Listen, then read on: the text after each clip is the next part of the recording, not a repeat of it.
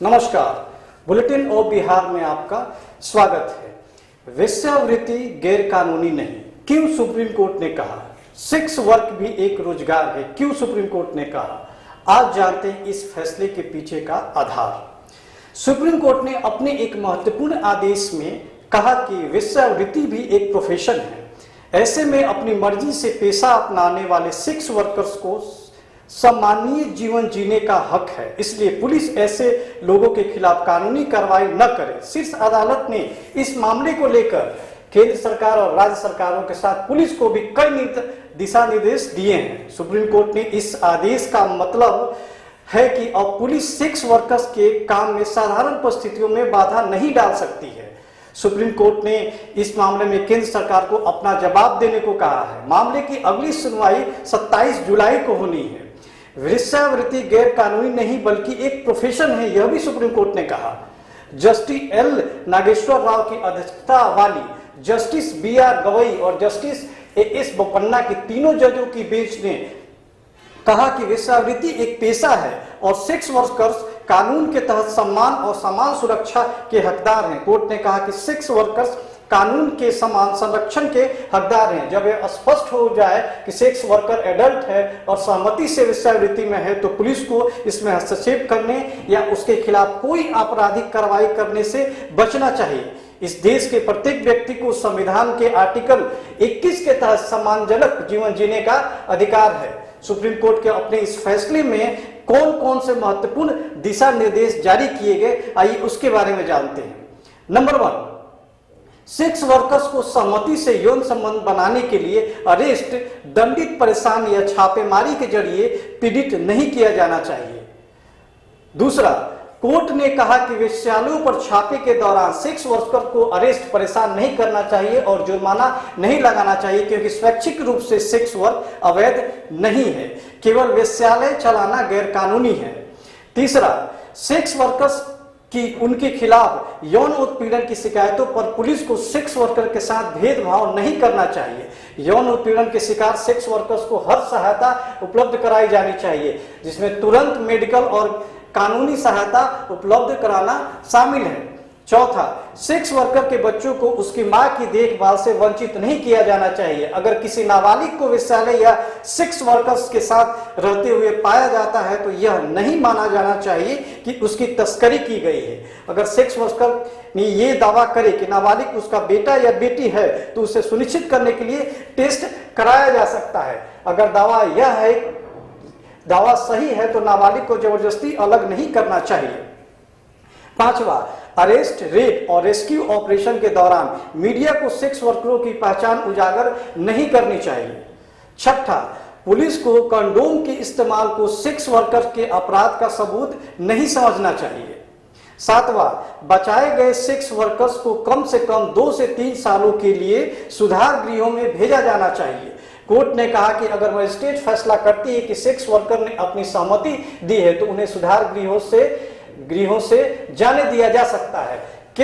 आठवां, केंद्र सरकार और राज्य सरकार को सेक्स वर्कर्स को उससे जुड़ी किसी भी पॉलिसी या प्रोग्राम को लागू करने या सेक्स वर्क से जुड़ी किसी कानूनी सुधार को बनाने समेत सभी डिसीजन मेकिंग प्रोसेस में शामिल करना चाहिए। भारत में वेश्यावृत्ति कब अपराध कब नहीं, इस बारे में जानते हैं। वेश्यावृत्ति उन्मूलन विधेयक 1956 के मुताबिक सेक्स वर्कर निजी तौर पर यह काम कर सकती हैं। इस मामले पर सुप्रीम कोर्ट के वकील विराग गुप्ता ने कहा, भारत में वेश्यावृत्ति सीधे तौर पर अपराध नहीं है, क्योंकि 2 वयस्क लोग सहमति से संबंध बना सकते हैं। उन्होंने कहा, कुछ चीजें हैं जो अपराध के दायरे में आती हैं।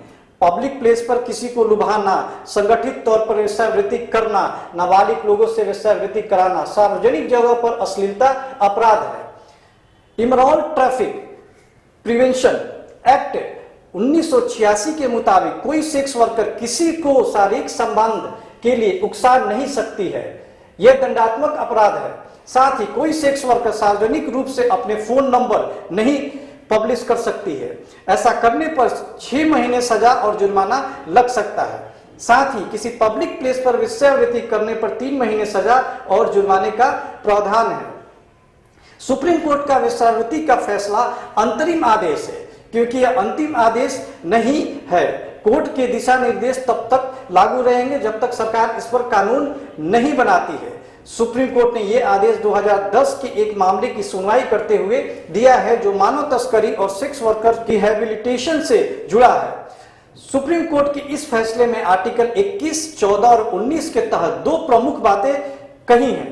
प्रत्येक व्यक्ति को जीवन जीने का अधिकार है और प्रत्येक व्यक्ति को सम्मानजनक जीवन जीने का अधिकार है। सम्मानजनक जीवन के तहत रोजगार का भी अधिकार है।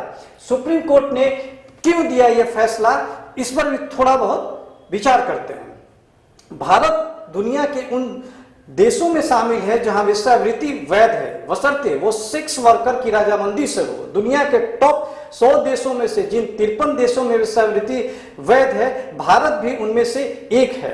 भारत में सेक्स वर्कर के साथ आमतौर पर पुलिस का रवैया बेहद क्रूर रहता है। सुप्रीम कोर्ट ने अपने फैसले में इसका जिक्र करते हुए कहा यह देखा गया है कि सेक्स वर्कर के प्रति पुलिस का रवैया बेहद निर्दयी और हिंसक रहता है। यह ऐसा है जैसे कि ऐसा वर्ग है जिनके अधिकारों को मान्यता नहीं है। कोर्ट ने साफ किया कि सेक्स वर्कर को भी संविधान में सभी नागरिकों को मिले बुनियादी मानवाधिकार और अन्य अधिकार प्राप्त है। कोर्ट ने साफ किया कि पुलिस को सभी सेक्स वर्कर के साथ सम्मानजनक व्यवहार करना चाहिए और उन्हें मौखिक या शारीरिक रूप से प्रताड़ित, उनके साथ हिंसा या उन्हें जबरन सेक्सुअल एक्टिविटी में शामिल होने के लिए मजबूर नहीं करना चाहिए। आइए जानते हैं कि किन किन देशों में वेश्यावृत्ति को कानूनी दर्जा मिला है। पहला देश है जर्मनी। जर्मनी में भी वेश्यावृत्ति एक कानूनी पेशा है। यहाँ पर सभी यौन कर्मियों के पास टैक्स आईडी नंबर होना जरूरी है, क्योंकि किसी भी अन्य कर्मचारी की तरह उन्हें भी अपने आय पर टैक्स देना पड़ता है। हालांकि वेश्यावृत्ति को नियंत्रित करने के लिए कड़े नियम हैं। जर्मनी के कुछ शहरों में यौन कर्मियों को सड़कों पर ग्राहक खोजने के लिए खड़े होने की अनुमति नहीं है। फ्रांस में वेश्यावृत्ति कानून है।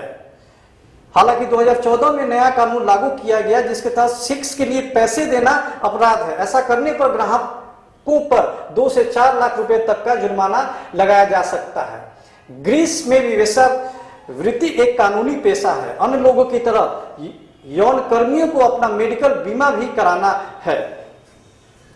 अब बात करते हैं तुर्की की। यहां पर भी वेश्यावृत्ति कानूनी पेशा है। यहां पर यौन कर्मियों के लिए खुद को पंजीकृत कराना और आईडी कार्ड बनवाना अनिवार्य है। ब्रिटेन में भी यौन कर्मियों के पास अधिकार है। गैर कानूनी संगठनों के विरोध के चलते वक्त के साथ कुछ नियम बदले गए हैं। मिसाल के तौर पर किसी यौन कर्मी की तलाश में रेड लाइट इलाके में धीमी गति पर गाड़ी चलाने की इजाजत नहीं है। स्पेन में किसी अन्य व्यक्ति को देह व्यापार में ढकेलने या उससे मुनाफा कमाना अपराध है। व्यक्ति अपनी इच्छा से इस पैसे से जुड़ सकता है। यहां भी वेश्यावृत्ति कानूनी पेशा है। मैक्सिको और ब्राजील, लगभग सभी लैटिन अमेरिकी देशों में देह व्यापार की अनुमति है। हालांकि सुनियोजित रूप से सेक्स रैकेट चलाना अपराध है, लेकिन फिर भी यहां ऐसा आम है। न्यूजीलैंड और ऑस्ट्रेलिया, जहां पर पूरे न्यूजीलैंड में देह व्यापार की अनुमति है, वहीं पड़ोसी ऑस्ट्रेलिया के अलग अलग हिस्सों में अलग अलग कानून है। न्यूजीलैंड में 2003 में बदले गए कानून के बाद से बालिगों के लिए यह व्यापार कानूनी हो गया है। नीदरलैंड में देह व्यापार में एम्स्टर्डम का रेड लाइट एरिया शायद दुनिया का सबसे मशहूर हिस्सा है। अन्य देशों से विपरीत, जहां लोग छिपा कर रेड लाइट एरिया में जाते हैं, एम्स्टर्डम में टूरिस्ट खास तौर में इस इलाके को देखने पहुंचते हैं। बात करते हैं अमेरिका की। अमेरिका के नेवादा को छोड़कर ज्यादातर राज्यों में वेश्यावृत्ति गैर कानूनी है। नेवादा अमेरिका का इकलौता ऐसा राज्य है जहां वेश्यावृत्ति को कानूनी मान्यता दी गई है। हालांकि नेवादा की ही कई काउंटी में वेश्यावृत्ति गैर कानूनी भी है।